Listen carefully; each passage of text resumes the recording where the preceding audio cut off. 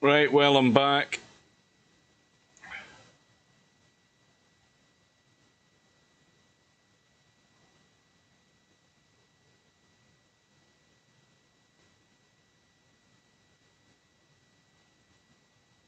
I'll tell you what happened in a minute.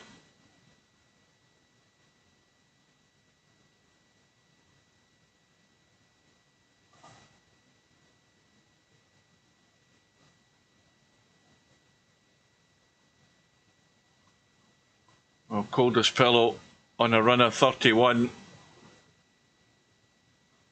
and very close to the finishing line. And this has suddenly become a vital shot to get the break. He's played into the corner. He looks good. Is he going to... Now, if he hits this too hard... And that... well, it hasn't broke great, but he's got a bailout ball.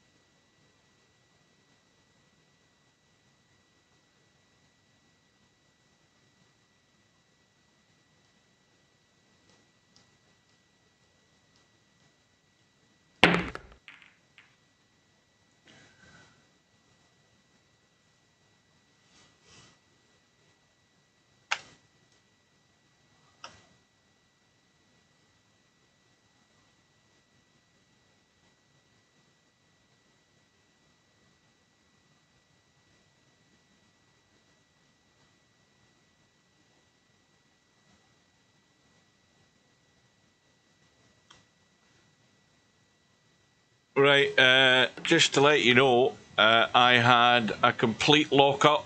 It was blue screen of death. And that's exactly what got up on the screen, so the PC is going funny again. It's all just sort of multiplying, isn't it? Maybe that's why XSplit Broadcaster's been played up. Well, it ain't funny. Numpty set up or not, it ain't funny because I can't do anything to fix it. Simple as that. I know what the solution is, but that ain't happening. But anyway, let's hope it holds out to see the end of this match. Coldest Pillow's in great shape here with one other problem to deal with. He's got a break ball in place. He's got two break balls in place. He's got the problem dealt with. And he's good to go. The run is 40. And these contributions, what, 2 runs of 57, 40 odd and counting, and he's heading towards the finishing line.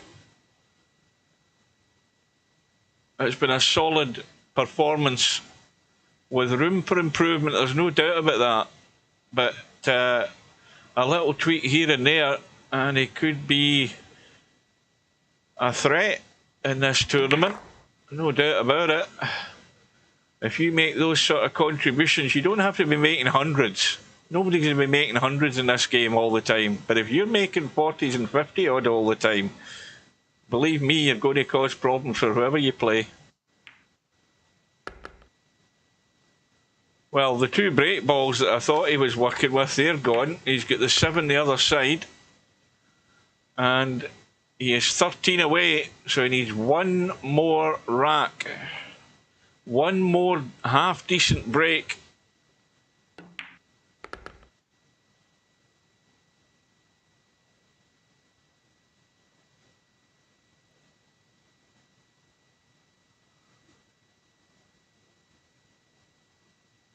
Well, I know what I need. That's going to run too far. Again, he's back to this habit of doing that. You know, that there is something he needs to measure up and fix that, because he's had far too many like this where he's miles away. And, you know, you're really having to pull a shot out like this at this distance.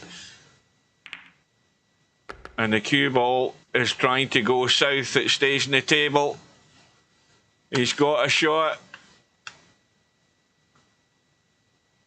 I don't care how good you are, you just don't want to be doing that all the time.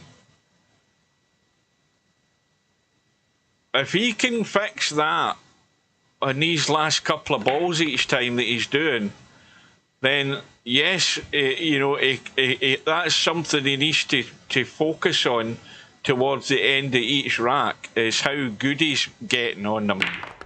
Because that, to me, is about the biggest criticism I could say, is that he's just too loose in the last couple of balls and going far too far away. He's not as well under control as he could be. Fix that and he'll beat anybody in this tournament.